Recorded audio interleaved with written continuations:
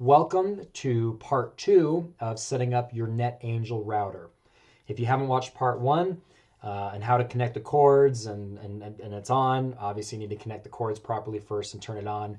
If you're tech savvy, you probably don't even need to look at that one, but if you need to make sure how to connect it up properly, it's not super complicated, but part 1 helps you how to, plug it in, right?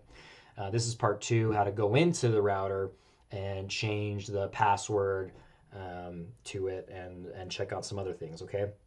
So the first thing you need to do is actually get connected to the NetAngel router. You can do that 2 ways. One, you can plug in a physical Ethernet port into one of those 1 through 4 ports on the NetAngel router and then plug in the other end directly into your computer. If you do that, you'll be connected into it and then you can continue on.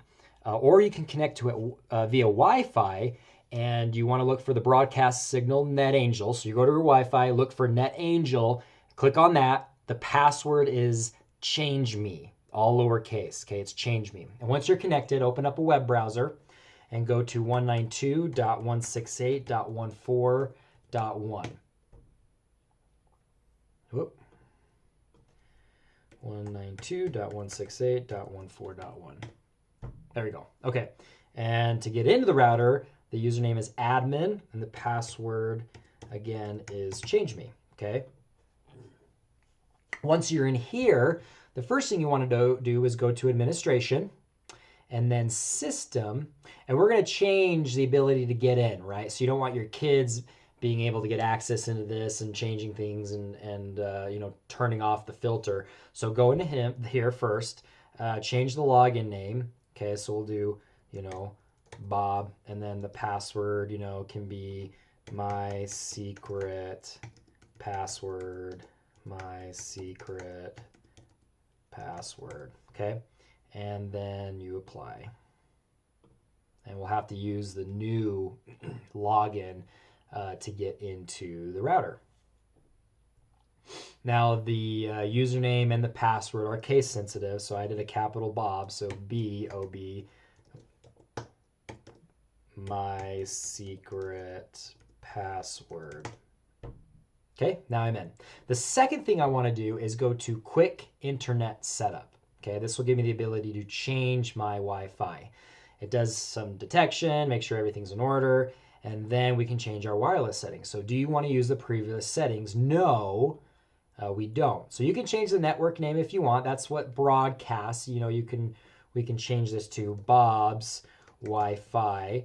And then the password, we can do hello kitty or whatever, okay? You actually have 2 broadcast signals, one that's just kind of on a lower band and one that's on a higher band. So you want to make sure these names are different. Basically, if you have a computer that can connect to the 5G, you should. If it can't see the 5G, then obviously just connect to that one. But you'll change those settings and click apply, and then boom, that's it. Hit complete. And now your Wi-Fi is changed, and now it's going to be broadcasting that new name. If you had connected to the router via the Wi-Fi, you're going to get kicked off of it. Okay, all of a sudden you're going to lose connection because you just changed the name. So now you'd have to go back into your Wi-Fi and look for your new name, Bob's Wi-Fi or whatever you named it, and connect in with your new password. Okay, so if you change that setting and you were making these changes via your Wi-Fi, you're going to have to find that new Wi-Fi name that you just made, all right? After you do that, make sure you get back into it, get back into this setting, go to 192.168.14.1, and then your new admin and password, get back into here, go to administration again. Excuse me, no, not administration, go to VPN, and then we want to make sure the VPN's working, okay? So if you look on the VPN status, it says connected. You see some numbers here. Perfect. That's great. That means you're connected into the system, and you can go to example.com to make sure it's working, and it's working. Okay. Now, if you do not see this connected, or it doesn't look like this, it might say stopped or trying, and it's really not connecting. Something might be wrong.